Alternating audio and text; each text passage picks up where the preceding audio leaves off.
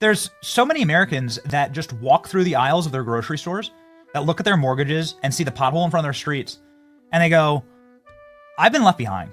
You know, like our leaders, we apparently have the richest, most powerful nation on earth, and there are Vietnamese peasants that live better than me. And there are people in China that have pristine streets and that have drone deliveries and flying cars. And we've been the tax cattle for the establishment of much better lives for third world dictatorships that hate us. And that's like absolutely effing immoral and wrong. And I think that there's this great I'm very happy to be on that side. You're right. I'm very happy to be on that side. Nothing's assured in life, but I am certain that that is the moral side to be on.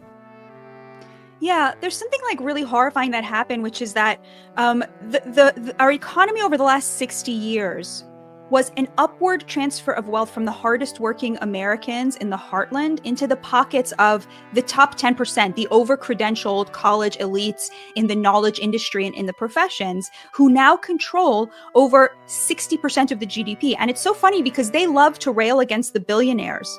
But actually, it's them who have been the beneficiaries of the open border, because it is they who employ people in these jobs that they imported millions and millions of illegal immigrants to do, and they who are consuming the cheap crap from China.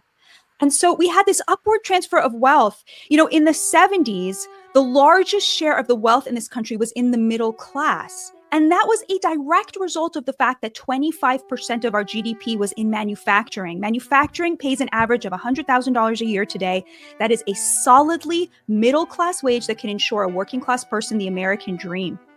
And today, the largest share of our economy, 20% of our economy, is in finance and real estate, meaning Wall Street, which is why Wall Street is now backing the Democrats, because they are in collusion with that top 10%. These are asset-rich Americans who have been the beneficiaries of this upward funnel of wealth that was put in place by things like NAFTA, or when President Obama defunded vocational training, meaning another avenue to the middle class for people who work with their hands for a living was shut off, or when Joe Biden opened the border and we imported 15 million people to compete with working class people in construction, right?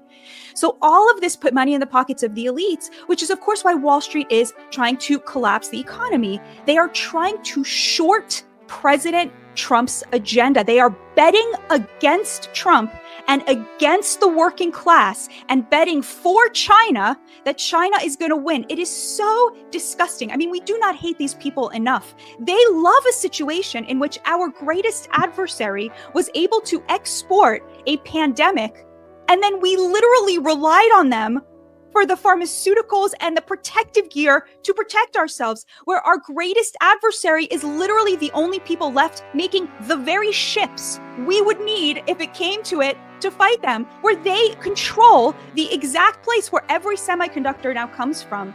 They love that. That is Wall Street's bread and butter. They got rich off of that, and they are betting that Trump is going to fail.